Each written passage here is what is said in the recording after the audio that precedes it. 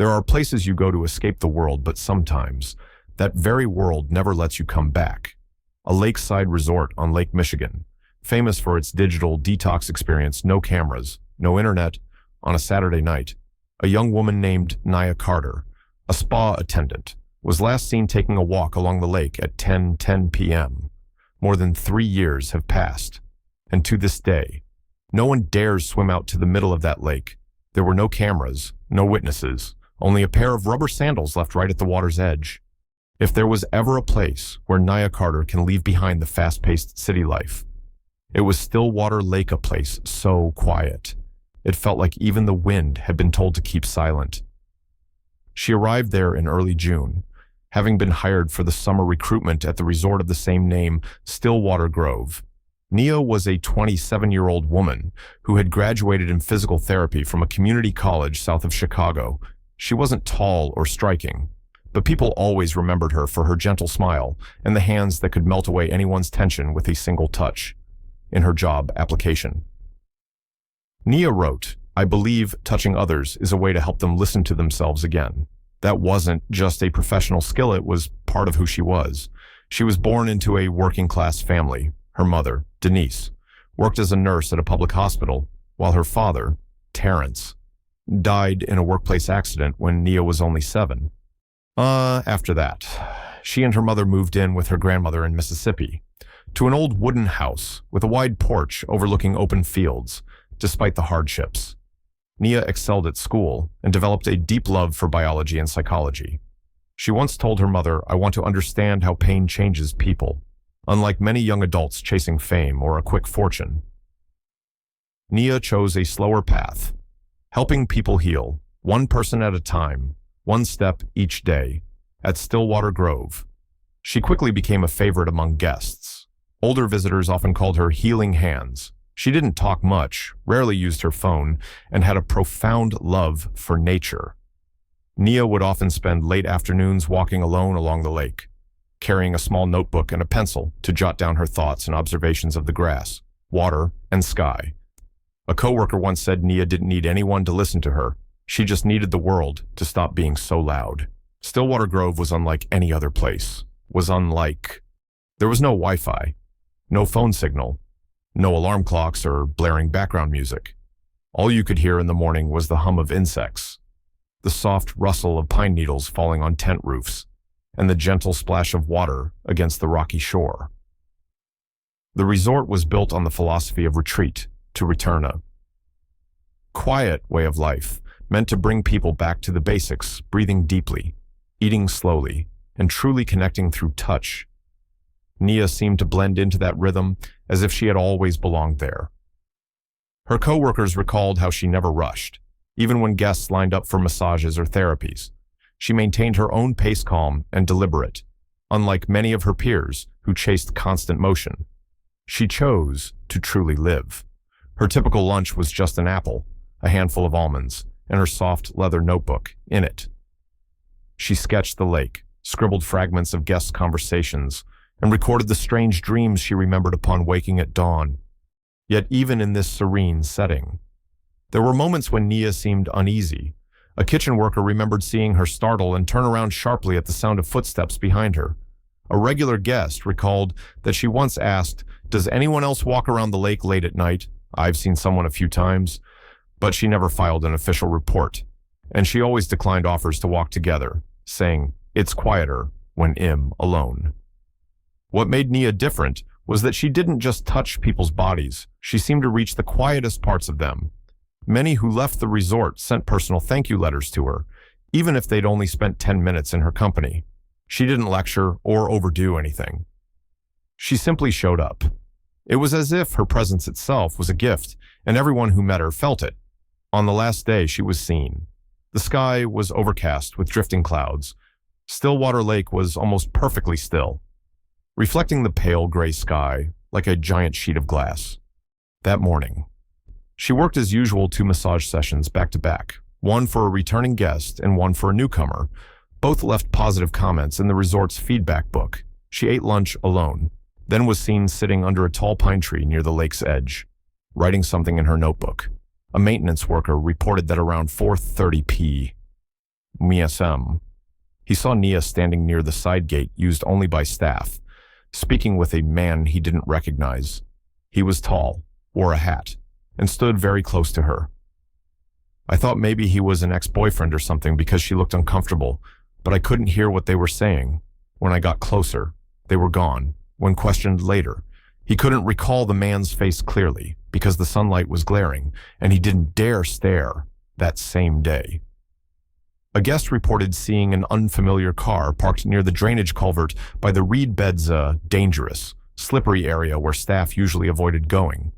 The car had out-of-state plates and left after about 10 minutes. At the time, no one thought anything was amiss. Nia had no official boyfriend. Her phone, a prepaid model, was missing from the staff quarters after her disappearance. Before that, her roommate remembered seeing her write a letter by hand and slip it into an unmarked white envelope. When asked later, the letter was gone. No one knew if she mailed it, hid it, or destroyed it. Her life had seemed simple, but it turned out to be full of strange gaps. She didn't use social media, rarely called home, and no one truly knew what her plans were after the summer. A logistics staff member recalled I asked if she planned to stay long-term. She just smiled softly and said, "I think I'll go somewhere else, somewhere with deeper water." I thought she was joking, and that was the last time anyone saw a faint figure at dusk, the silhouette of a petite woman walking toward the reeds near the old drainage pipe, her rubber sandals tapping together in rhythm with her steps. No one followed. No one saw her return.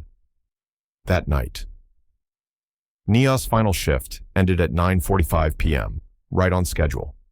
A coworker remembered clearly because they waved goodbye as Nia placed her towel and employee badge into her locker and changed into her usual casual clothes, a gray hoodie and thin sweatpants. One detail no one paid attention to at the time, but which later became crucial, was that Nia didn't take a handbag or her phone. She only carried a small leather-bound notebook and a clear plastic water bottle. Everything else she owned was left untouched in her room. A couple of tourists reported seeing Nia near the reed beds around 10:10 p.m. She appeared to be bending down, as if picking something up or examining the water. They thought nothing of it. Dragonflies and forest toads were common there, and many guests liked photographing them. But just a few minutes later, when they returned along the main trail, she was gone. They assumed she'd headed back to her room, but she never did. At 11 p.m., a maintenance worker named Curtis was sent to check the lakeside lights after a guest complained they were dim near the drainage culvert by the reeds. Curtis found a pair of rubber sandals set right at the water's edge, the standard spa slippers used by staff. Next to them was a white towel, still slightly damp. The area was completely deserted. There were no dragged footprints, no sounds, and the lake, according to Curtis, was as still as a sheet of black glass. Curtis didn't think much of it, assuming someone had left their things behind while walking by the lake. But as he walked back, he felt uneasy. So he texted the night manager by 12:30 a.m., which when they called the staff roster to confirm who had clocked out, they discovered Nia had never returned to her room. By 2 a.m., the lakeside area was temporarily sealed off for a search, under flashlight beams and floodlights. Staff waited along the shoreline. There were no bubbles, no clothes, no sign of anything beyond the sandals and the damp towel. The local police were called at 4:20 a.m. As dawn broke, the dive team arrived. Stillwater Lake reaches depths of up to 40 feet 12 meters at its center, with a soft bottom and slow-moving underground currents. The search continued for 3 full days, but found no body, no drag marks, no strands of hair caught on rocks. A drone was flown over the reeds, the drainage culvert, and the surrounding woods. There was nothing. But the first thing that truly rattled investigators came 3 days after she went missing, an express package delivered to the resort. Addressed to Nia Carter, no one understood why mail would arrive for someone who had just disappeared. The package came from an address in Grand Rapids, Michigan, almost 200 miles north of Stillwater Grove. Strangely, it listed no specific sender, only a P.O. box number from a local post office. The recipient line read, Nia Carter, hand-delivered to front desk only. The morning shift administrator, Grace, was the one who accepted it when asked. She said I thought Nia must have arranged for a friend to send something. She liked ordering herbal teas and handmade items. But when Grace opened the package, per investigators' instructions, everyone present felt a chill run down their spines. Inside was a small tin box, the kind used for mints, and inside that was an old wooden afro-comb, the type used for thick, curly hair, on the back. 2 letters were carved by hand, a bit crooked but deep and clear. K.C. What confused everyone was that Nia had never mentioned a friend named K.C. Nor did anyone know of someone with those initials.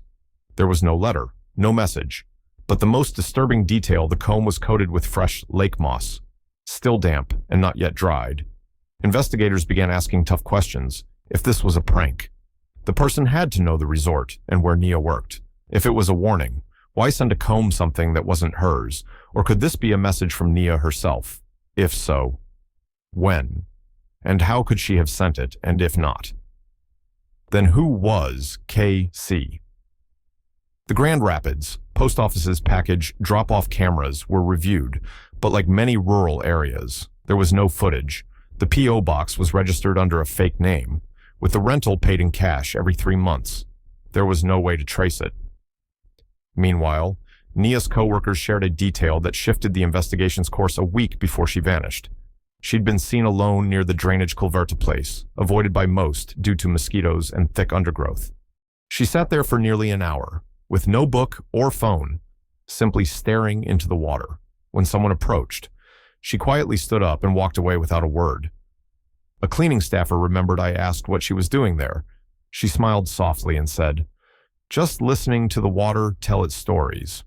We all thought she was joking, but now, no one's so sure. As the second week of the investigation began, not only local police but also the state search and rescue team joined in. They used magnetic locators to scan the lake bed for any metal objects, even something as small as a keychain or button. The results came back empty. No trace of a body, no hair, no DNA. It was as if Nia Carter had never stepped foot at the water's edge that night. A seemingly minor detail sent investigators back to the culvert. A longtime maintenance worker, a local resident, recalled that every year in late June, the lake level would rise slightly due to snowmelt flowing down from the north. During this time, the underground drainage pipe connecting the lake to Blacktail Creek often became partially clogged with debris and soft mud. He suggested using a specialized snake camera to inspect the nearly 130-foot-long 40-meter pipe. On day 12 after Nia's disappearance, the camera was lowered. At first, it revealed only algae, decaying leaves, and floating bits of plastic. But near the end of the pipe, where it emptied into Blacktail Creek, the camera captured a white cloth tangled in the weeds. When retrieved, it turned out to be a piece of towel, the same type used by the spa staff. It bore a dark stain, hardened as if it had dried long ago. Preliminary testing suggested it might be dried blood, but there wasn't enough material for immediate confirmation. Even more unsettling was how the towel was neatly folded, as if someone had carefully wrapped it before tossing it into the pipe. It didn't resemble the panicked actions of a victim. It looked deliberate, almost ritualistic, like a message within the resort staff. Reactions were split. Some believed Nia had left willingly. Others wondered if someone took her. How could it have happened so silently, with no signs, no struggle? One theory circulated, perhaps Nia had known someone at the resort, an ex-employee or a returning guest, and they met that night for a private conversation, one that ended in a disappearance no one could explain. In the third week, a pale purple postcard arrived at Nia's address in Chicago, where her mother still lived. On the back, a single line was written. "Stop looking." She chose silence. No sender's name, no fingerprints, no DNA, and no one knew who had written it. But the handwriting closely resembled notes Nia had once written in her leather notebook. If she sent these things herself, what was Nia trying to say? And if she didn't, then who was speaking with her voice? No one wanted to believe that Nia had simply slipped away into silence. But the more information came to light, the more fragmented and impossible to piece together her story became. Investigators began combing through every staff record at the resort. An internal shift, log meant only to track schedules, revealed a puzzling detail. Nia's name appeared twice on the night shift roster for the evening she disappeared. One was on the original schedule set that morning, and the second was a handwritten edition made at 6 p.m., hours after the schedule had already been finalized. The handwriting belonged to a new administrative employee, but that person had resigned immediately after Nia's disappearance, citing poor cultural fit as the reason. His name was Derek Boone, 34 years old, who had worked at 3 other resorts over the past 5 years. He had no major disciplinary issues on record, but left little impression on colleagues. When contacted, he was cooperative but spoke in a cold, detached tone. He stated, "I didn't know her. I just logged the shift changes as instructed by the night supervisor, who says I added her name on my own." The night supervisor that evening, Teresa Mays, firmly denied instructing any schedule changes. She said, "I called Nia to confirm she was off that night. She texted me back saying, 'I'm planning to walk by the lake after my shift, not taking the night duty,' but that message was later deleted, and no backup existed on the system. It left the 2 accounts, Derek's and Teresa's, in direct contradiction. A close friend of Nia's, a young woman named Janelle, shared another significant detail. She recalled that a week before Nia vanished, Nia had a heated exchange with a former guest. This guest had visited twice for therapy sessions and later complained in a letter that Nia was distant, didn't follow my requests. But the resort dismissed the complaint. As several other guests had praised those same sessions, Janelle recounted that evening. Nia sat alone on the wooden dock for a long time. I asked if she was okay. She just said, "Some people can't stand being truly seen." It was a cryptic remark, but Janelle thought Nia meant she'd sensed something hidden in that guest, some secret or falsehood. This shifted the investigation's focus. Could Nia have had a way of seeing through people that made someone feel exposed? And if so, who was that person? And what might they have done when they realized they couldn't keep up their act around her as police dug into records for the complaining guest? They discovered he had checked in under the name Kenneth Coleman, matching the initials KC carved into the wooden comb mailed after Nia disappeared. According to records, he was about 49, had stayed at Stillwater Grove for 2 nights in early May, nearly a month before the disappearance. He had no recorded incidents, but was remembered for being eerily quiet. Front desk staff said he barely spoke, kept to his room, and only emerged for a single massage session. Nia's session. Things grew stranger when a technician found that a motion-activated camera at the staff gate had recorded Kenneth's car leaving the resort at 10:17 p.m. on the night Nia vanished, despite him having no reason to be there. And well outside the dates, he was registered as a guest. The license plate matched exactly, but the camera's angle was too poor to identify the driver's face. When questioned by police, Kenneth flatly denied everything. He claimed he'd been working at a small university library near Grand Rapids and didn't recall ever returning to Stillwater. Asked about Nia, he admitted, "I might have seen her once," but professed no memory of any details. His voice was even, emotionless, almost rehearsed. Police couldn't charge him. He had a vague alibi, and no physical evidence linked him directly. Yet investigators couldn't shake the uneasy coincidence of the initials KC and his suspicious behavior. Meanwhile, a small clue from Janelle reopened a new line of inquiry as she sorted through Nia's belongings. Janelle found a folded scrap of paper tucked into Nia's notebook. On it was a faint, trembling pencil sketch, as if drawn by someone cold or afraid. The drawing was a rough map of the lake area, highlighting only one spot, a second drainage pipe hidden behind a grove of birch trees about 200 meters south of the reeds. Nia had labeled it with 2 words, "Silent Point." No one knew what exactly she meant. Investigators initially thought it was an emotional note, but a local technician said there really is an old drainage pipe down there, decommissioned years ago due to underground flooding. If something was hidden, it wouldn't show up on current maintenance maps. 2 days after discovering Nia's sketch, search teams expanded their sweep south of the lake. Silent Point, as Nia called it, was on a stretch of low-lying ground, few visited because of thick vegetation, swarms of mosquitoes, and the absence of trails. When they arrived, the police almost dismissed it as a mistake. The pipe entrance was buried under layers of decaying leaves, nearly swallowed by nature itself. But after clearing away mud and debris, a narrow tunnel emerged, just wide enough for someone to crawl inside, hunched over. Officers didn't enter immediately. They deployed a drone and thermal imaging. No one was inside, but within the first 15 feet of the tunnel. The camera captured a small cloth pouch wedged between two rocks. When pulled out, it turned out to be a brown makeup bag, the kind Nia often carried. It no longer held cosmetics. Only one item, a broken piece of a hand mirror with an ebony wood frame. Its glass cracked. Along one edge of the mirror was a faint reddish-brown stain. Later, confirmed as dried blood, forensic testing revealed the DNA in the blood matched Nia Carter. No one could explain how the bag had gotten there.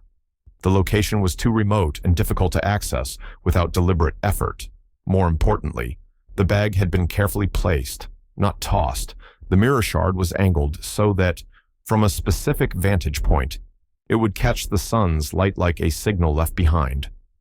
This detail led the lead investigator back to the theory that Nia hadn't simply been taken without a trace, in some moment of clarity. She might have tried to leave a clue, and she could have been alive for hours or longer after she first vanished. Then a janitor named Malik, who hadn't been interviewed because his shift ended before Nia disappeared, unexpectedly reached out to police. He said, "I don't know if it matters, but there was an old man I'd see sometimes." She wasn't a guest or staff. He'd sit near the forest's edge with binoculars. He told me he liked to watch humans when they don't know they're being watched. At first, everyone thought he was a harmless local eccentric, but Malik's detailed description made investigators uneasy. They had no record of such a person living nearby, and the way he phrased his hobby watch humans when they don't know they're being watched no longer sounded so harmless. If someone had seen everything happen, yet no one had thought to ask them a single question, what crucial truth might have been missed for the past 3 years? The investigation, which had seemed hopelessly stalled, reignited when a team of forest rangers recognized the old man with binoculars description Malik had provided.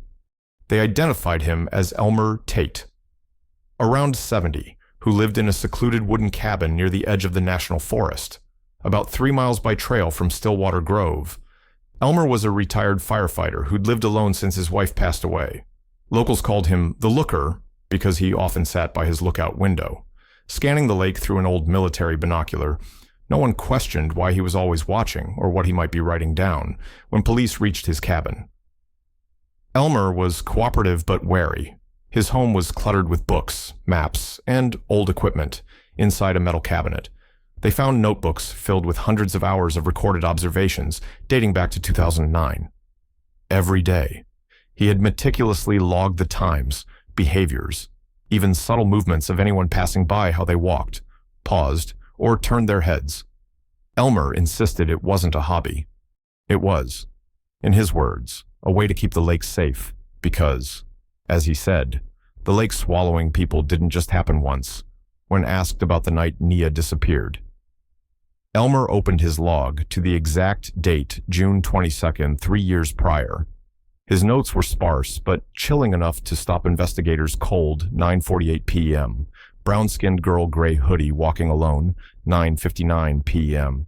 She stops near the south culvert. 10:06 p.m. Man in dark jacket, baseball cap, emerges from woods behind her. They talk. She doesn't run.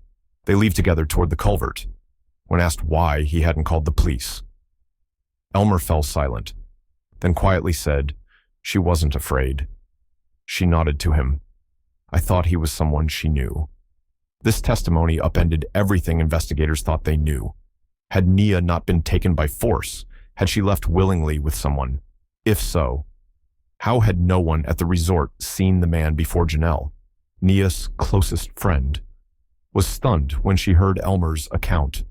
After a long silence, she handed over a scrap of paper she'd kept hidden for 3 years, believing it unimportant. It was a fragment of a letter Nia once left on her bed, written in Nia's own hand, reading simply, "Someone once saved me from something worse than loneliness. If one day I disappear, it's not because I was taken, it's because I chose something else." With this, Investigators revisited Nia's belongings, including the leather-bound notebook she called her emotion journal, where she recorded observations of guests, reflections on nature, and private poetry. The notebook had never been lost. It sat neatly locked in her drawer, secured with a small padlock only she had the key for. The early pages were peaceful, poetic even. But the final entries, written about 3 weeks before she vanished, took a dark turn. Fragmented, frantic lines. Is someone watching me? Not sure. Third time I've seen a shadow behind me. That person isn't staff, not a guest. But every time I turn, only branches move. The dream repeats. Lake opens like a mouth. I hear my real name, not Nia. The mention of her real name startled investigators, checking her birth records, school files, and employment documents. They discovered that Nia Carter was a legal name change from 2018. Before that, she'd been Anise Holloway, born in Alabama, with no criminal record or legal trouble. When her mother was asked, she confirmed. She wanted a fresh start. She told me, new name, new person. I don't want anyone to remember me for what I lived through. A later journal line added another layer. Someone once told me, names are chains. If you want to vanish, you have to cut the first one. Maybe this time, I won't need to come back. No one knew who had said that to her, but it was clear Nia wasn't just a passive victim. She had lived in fear, she had run before, and she seemed to believe disappearing could be a form of freedom. When pressed further, Elmer hesitated, then produced an item he hadn't shared before a broken ebony hair clip he'd found near the south culvert the night Nia disappeared. I didn't know if it mattered, he said, but it caught the light, so I kept it. I didn't throw anything into the lake. DNA testing revealed Nia's skin cells on the clip. It couldn't have floated there. It had either fallen or been deliberately placed, like the comb, the mirror shard. The pencil map each clue suggested she'd been leaving a trail for someone patient enough to follow.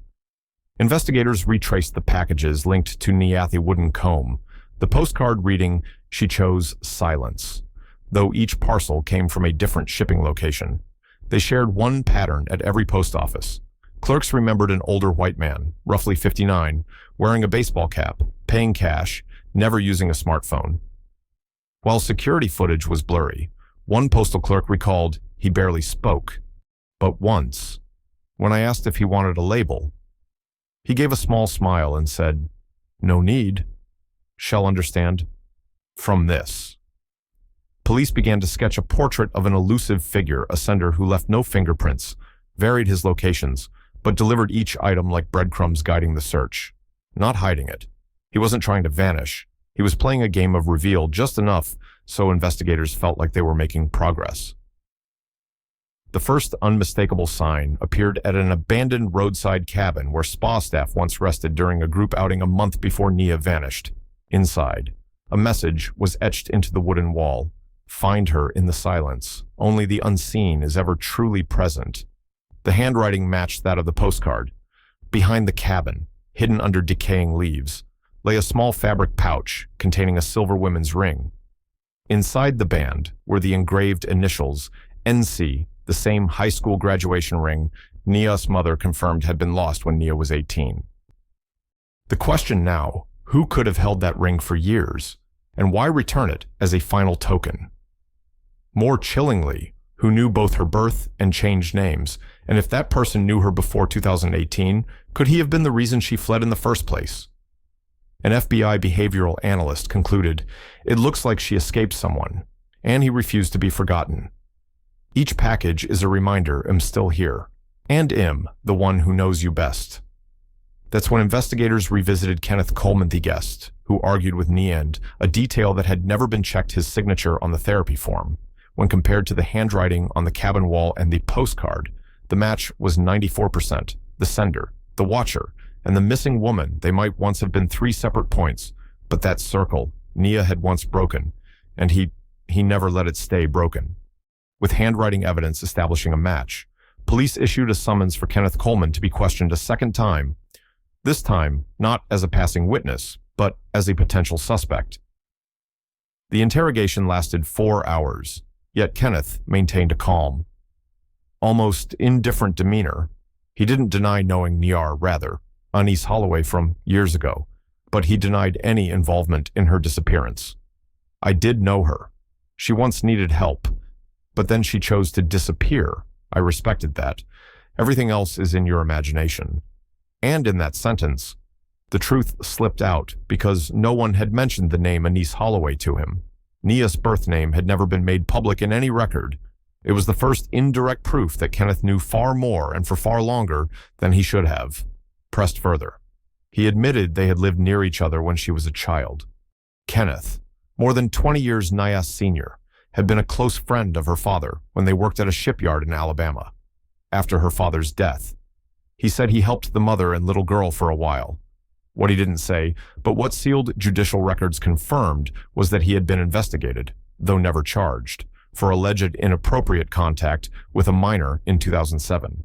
The case was closed for lack of evidence, and the complainant later moved away. Police now believed that complainant was very likely Nia's mother. A growing sense of dread replaced suspicion. It seemed increasingly clear that Nia's journey of moving, changing her name, living cautiously, it had all been acts of self-protection. And Kenneth, behind the mask of a helpful old friend, had never accepted being cut off. Nia's disappearance, the symbolic packages, the personal objects like the comb, hair clip, mirror all bore the imprint of possession, not longing. As if he meant to declare, if you don't want to be remembered, it'll make the whole world remember you. Yet investigators hit a cold, silent wall. There was no body, no security footage, no Kenneth DNA at any known scene, no clear signs of force or abduction, and that created a crisis without direct proof. Kenneth's unsettling words and memories were just personal perspective, while from Nia's side, there was only silence. Where was she if she truly escaped him? Why wouldn't she speak up even once, after Kenneth's interrogation? A heavy stillness settled over the investigation team.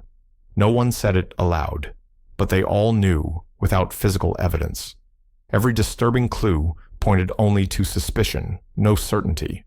Meanwhile, all they had from Nia herself was her wordless absence. Those who loved her wrestled with doubt. Janelle, Nia's roommate and closest friend, found herself tormented by a new question.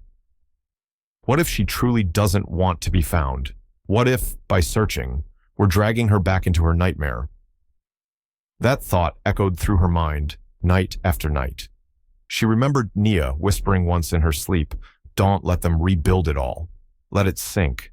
A section of Nia's notebook, long overlooked, was read again with new urgency. In it, she'd written, "There are those who cannot bear to let others heal on their own. They call your name like a lost possession. I don't want to be found as a corpse. I want to be understood as a choice."